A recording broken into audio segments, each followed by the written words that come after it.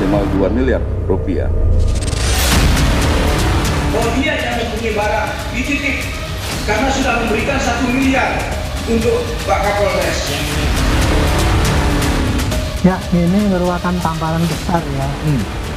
Polri kan sudah dituntut suruh reformasi. Kemarin itu kita sudah tumpah serapah dikrar malam-malam untuk bisa polisi yang baik dipimpin oleh Kapolri ya.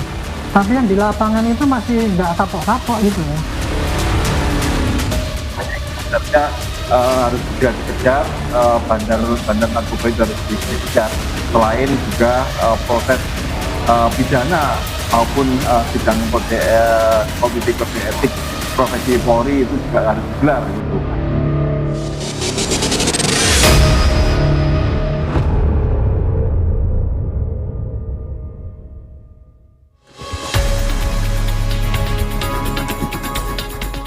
Bareskrim Polri telah menetapkan mantan Kapolres Bima Kota AKBP Didik Putra Kuncoro sebagai tersangka dugaan penyalahgunaan dan peredaran narkoba.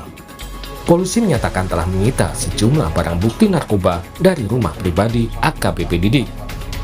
AKBP Didik dijerat dengan pasal pidana dan psikotropika dengan ancaman hukuman penjara seumur hidup atau maksimal 20 tahun dan denda hingga 2 miliar rupiah. Bareskrim Polri melakukan penggeledahan di rumah pribadi milik AKBP DPK di daerah Tangerang dan menemukan barang bukti berupa narkotika jenis sabu sebanyak 7 plastik, klip dengan berat total 16,3 gram. Narkotika jenis ekstasi sebanyak 50 butir, pil aprosolam sebanyak 19 butir, pil Happy Five sebanyak 2 butir, dan terakhir ketamin sebanyak 5 gram. Khusus terhadap AKBP DPK telah ditetapkan sebagai tersangka. Adapun ancaman pidana penjara seumur hidup atau pidana penjara paling lama 20 tahun dan atau pidana denda paling banyak kategori 6 senilai maksimal 2 miliar rupiah dan pidana penjara paling lama 5 tahun dan atau pidana denda paling banyak kategori 4 sebesar 200 juta rupiah.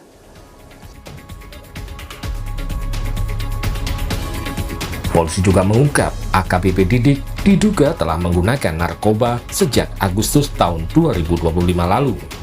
Narkoba didapat dari tersangka lainnya, AKP Malaungi yang merupakan mantan Kasat Narkoba Polres Bima Kota.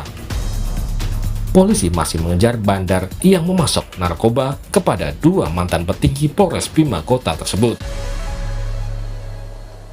Baik, itu masuk juga dalam proses pendalaman. Dari hasil pemeriksaan sejauh ini diduga itu sejak bulan Agustus tahun lalu. Ya. Berdasarkan hasil pemeriksaan sejauh ini,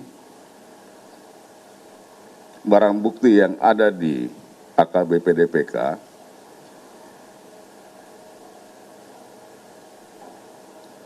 diperoleh dari tersangka AKPML ini dari salah satu toko jaringan dengan inisial E. Dan hal ini sedang didalami oleh kawan-kawan dari Ditreskoba Polda NTB bersama-sama dengan kawan-kawan dari Direktorat 4 Bareskrim Polri.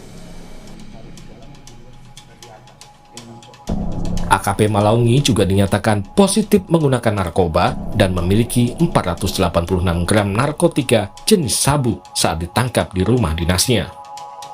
Kuasa hukum Malaungi bilang perbuatan kliennya karena perintah atasan, yakni Kapolres. Kliennya juga bilang AKBP Didik Putra Kuncoro menerima uang sebesar 1 miliar rupiah dari seorang bandar narkoba. Menjalankan perintah atasan murni karena dia ditekan, ya, karena dia diperintah melakukan tindak pidana tersebut.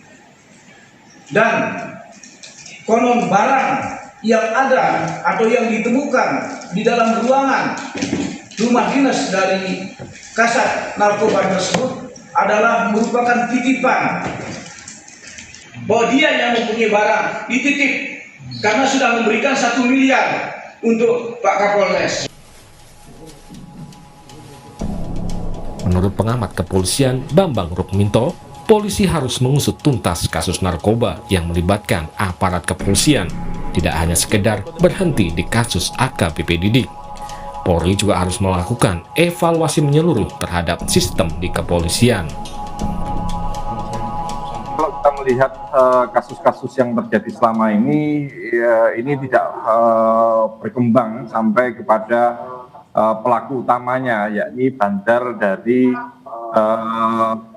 narkoba itu sendiri, seperti itu. Makanya harusnya harus segera dikejar, bandar narkoba itu harus dikejar. Selain juga proses pidana maupun sidang komite kode etik profesi Polri itu juga harus digelar gitu. Karena kasus-kasus seperti ini kan semakin menjadi presiden buruk bagi organisasi kepolisian gitu. Ini terbongkar dari pengakuan Kasat Narkoba, merasa ditekan dan yang lain-lainnya. Ini juga harus dibentuk semacam whistleblower system ya, bagi internal untuk mengadu dan untuk melindungi mereka. Karena relasi kuasa antara atasan dan bawahan ini sangat kuat. Kalau ini bisa terjadi, dimungkinkan itu dibentuk mekanisme whistleblower terkait dengan pelanggaran-pelanggaran di internal, ini akan menjadi langkah terobosan yang progresif terkait dengan reformasi Polri. Sementara penasihat ahli Kapolri, Irjen Purnawirawan Arianto Sutadi menilai kasus narkoba di jajaran Polres Bima Kota menjadi tamparan bagi institusi Polri. Arianto menyarankan agar polisi yang terlibat narkoba, proses hukumnya tidak perlu berlama-lama, langsung dicopot dan dipidana. Ya, ini merupakan tamparan besar ya. Polri kan sudah dituntut suruh reformasi. Kemarin itu kita sudah sumpah serapah, ikrar malam-malam untuk bisa polisi yang baik dipimpin oleh Kapolri ya. Tapi yang di lapangan itu masih nggak kapok-kapok gitu ya. Dan saya yakin yang Kapolres ini yang ketemu aja. Masih banyak lagi oknum-oknum yang lain yang masih bermain dengan bandar narkoba itu. Saya yakin, karena saya dulu pernah di narkoba ya. Narkoba itu memang begitu ya, sangat iming-imingnya sangat besar sekali. Godaannya sangat tinggi ya, Pak Arianto ya? Sangat tinggi sekali, dan transaksinya tuh uangnya kan miliaran kan gitu ya. Itu makanya itu sekarang job di narkoba itu jadi rebutan itu oleh polisi itu. Nah, makanya itu saya nyarankan ya ini mestinya ya, ini sudah jelas, sudah kita wanti-wanti saja, mereka mesti tidak kapok kan gitu kan. Nah, makanya saran saya nomor 1, orang-orang yang terlibat kayak gitu tuh nggak usah proses lama-lama, langsung pecat dari itu juga, diumumkan di depan publik, dilepas bajunya, dan kemudian pidananya dikejar, kemudian disita semua, dan kemudian jaringannya juga diungkap itu yang nyogok itu. Itu mudah itu Pak, ya, kalau nangkep jaringan yang nyogok itu. Anggota Komisi 3 DPR dari fraksi PDI Perjuangan yang sekaligus Purnawirawan Polri, Safarudin, meminta Polri lebih berhati-hati menempatkan personilnya serta menguatkan pengawasan internal.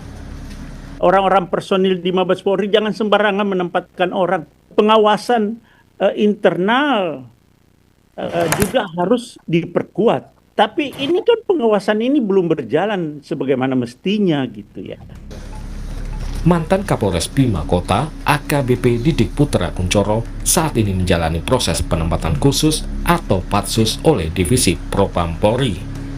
Sidang etik terhadap AKBP Didik akan digelar pada hari Kamis 19 Februari mendatang. Tim Liputan, Kompas TV.